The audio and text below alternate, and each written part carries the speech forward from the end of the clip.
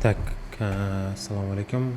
Bugungi darsimizda mato haqida, ya'ni matoni xususiyatlarini o'zgartirib o'rganib chiqamiz. Qaysini o'zgartirsak, nima o'zgarishini ko'rib chiqamiz. Xo'p, hozir oddiy mato turibdi bu yerda. Mana o'ziga bosdim deb bu yoqda parametr, ya'ni nastroykalar chiqdi. Bu yoqda bilamiz, ko'rinishini o'zgartirsak bo'ladi, ya'ni materialni просто ko'rinishi o'zgaradi.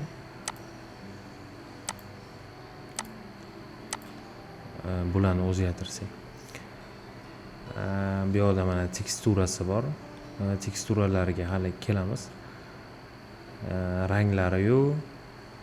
Keyin bu yoqda razmer sheyki mesha, amount. Biza qaraydigan tarafimiz hozir bu yoqda shablon space preset custom deganda mana matolar turibdi. Hozir bu yerda custom oddiy mato turibdi dedi. Ya'ni bu yoqda mana simulyatsiya qilishga, boshqa qilishga по умолчанию mana shu mato tanlanadi, nimaga qilinsa.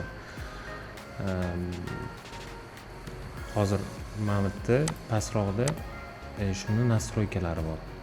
Подробнее deb bossam, mana chiqib keladi hamma nastroykalari. Ya'ni долевой bo'yicha yoki наоборот горизонтальный, ya'ni вдоль utka bo'yicha qiladigan bo'lsam, qaysi joyiga qanaqa o'zgarishini ko'rsak bo'ladi. Mana hozir tayyor matoni, deylik, boshqa mato tanlaydigan bo'lsam, masalan, компенсатив уже o'zgardi anaqasi. Mana bu yerda mana anaqalar o'zgardi. Yoki boshqa narsa masalan. Xo'p. Reset qilaman. Tak, oldik. Mana o'ng tarafdagi tugmani bosib turib reset qilinsa, o'zgartirgan nastroykalaringiz hammasi qaytib o'z holiga qaytadi. Xo'p. Keling. Сопротивление растяжению утка, сопротивление растяжению основы. Utok deganda yonmachasiga, ya'ni mana долевой bunaqasiga bo'lsa, hozir mana долевойni yoqing. Mana долевой hozir bunaqasiga turibdi. Вдоль утка degani bunaqasiga cho'zilish koeffitsiyentini so'rayapti bu yerda. Xo'p.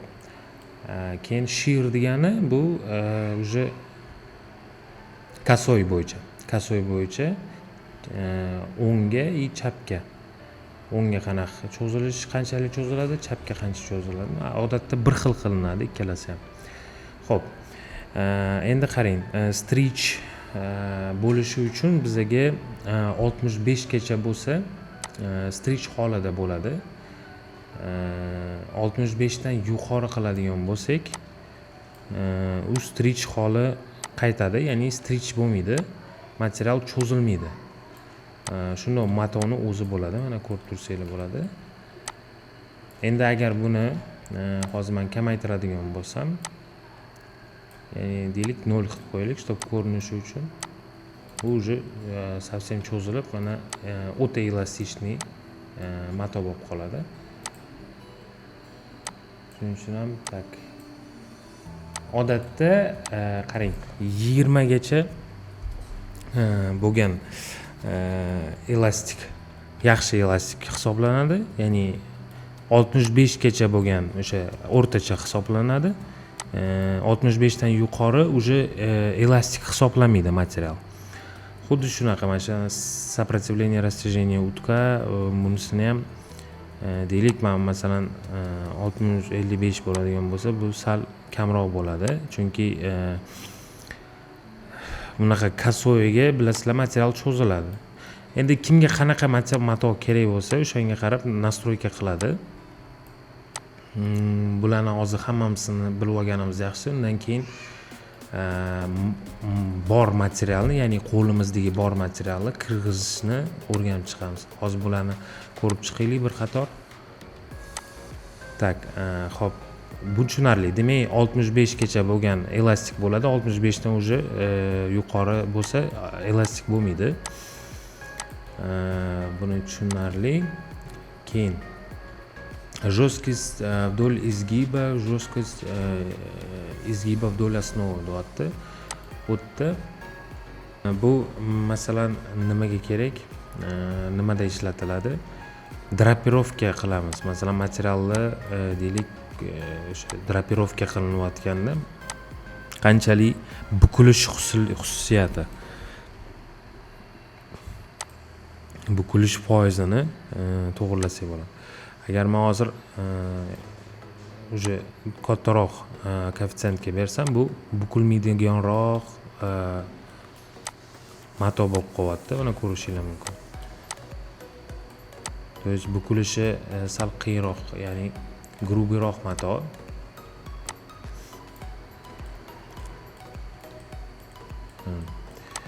Agar men buni hozir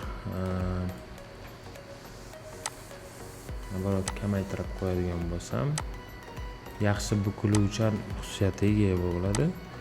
Уже bemalol masalan bukiladigan ishlarimiz kerak bo'ladigan bo'lsa, bukiladiganda shunday qilsa bo'ladi. Xo'p, bu ham xuddi shunaqa вдоль утка вдоль основы, ya'ni dalavoy bo'yicha yoniga.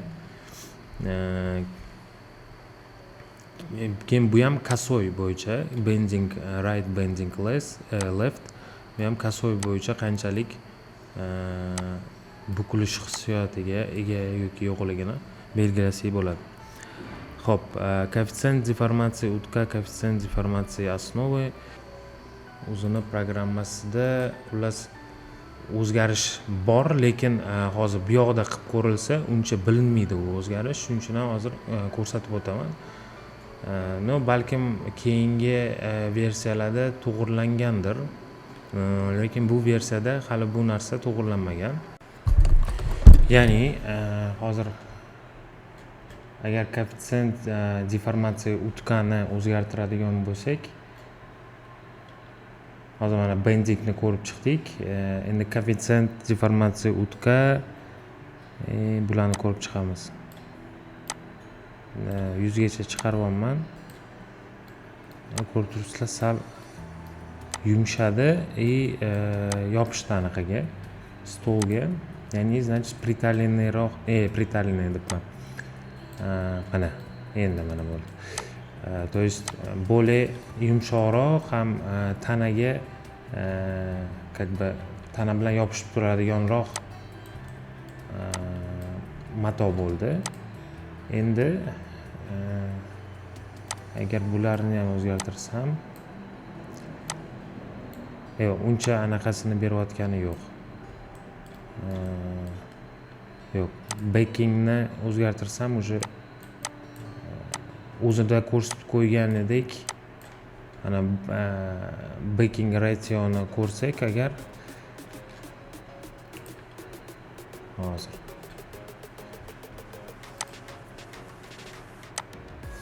ana po faktu mana shunaqa bo'lishi kerak.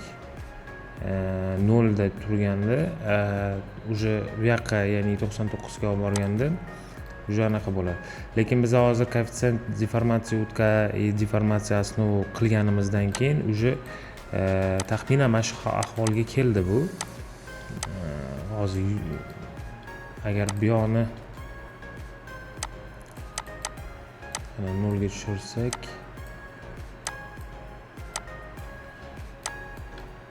yana o'z holiga qaytadi.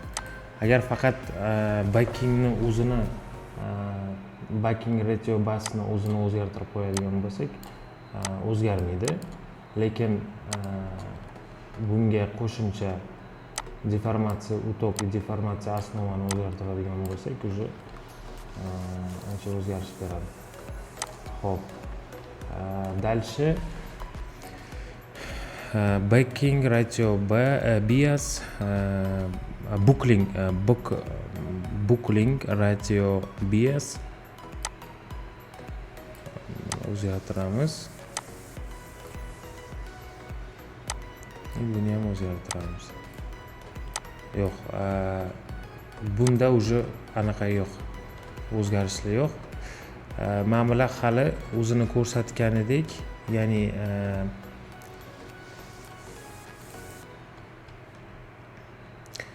mana bu yoqda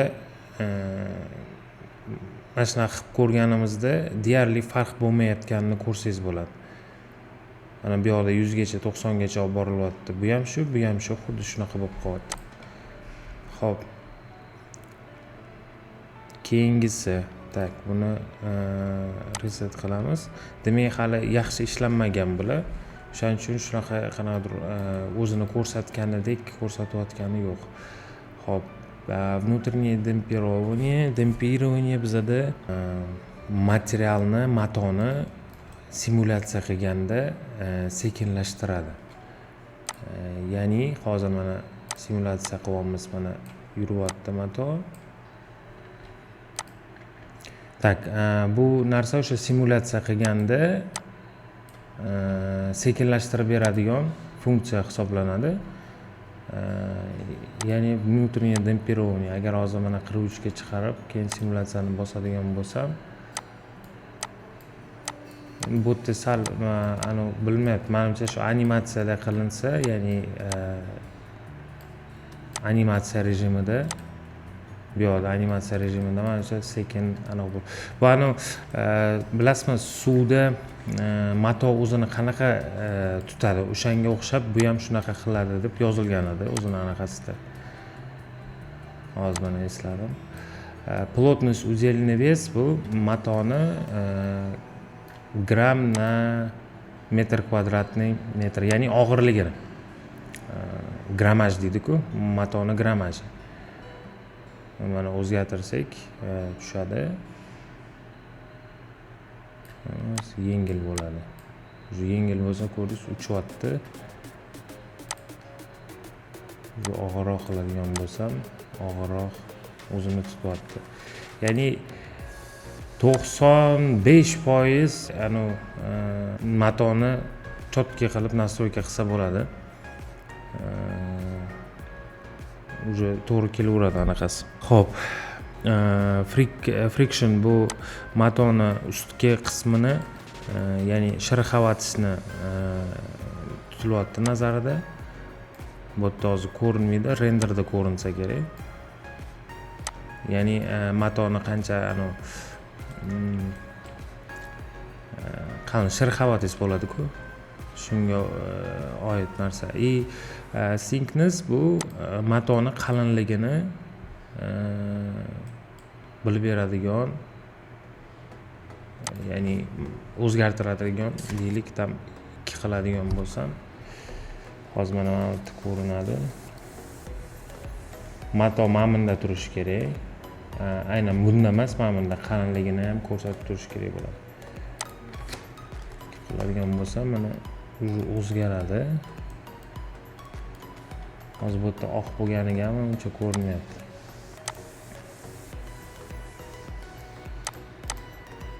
Mana endi ko'ring. Endi agar masalan 5 qiladigan bo'lsam, shu ko'rinish uchun mana qalin yupqaligini ham tanlasa bo'ladi matoni. Tak. 0.5 ta turibmiz. Bo'ldi. Endi keyingi darsda bitta mato, любой bitta matoni olib turib, qanaqa qilib uni kirgizsa bo'ladi. Ma'lum bir kichkina laboratorniy ishlar qilib kirgizsa bo'ladi ularni. Shuni ko'rib chiqamiz.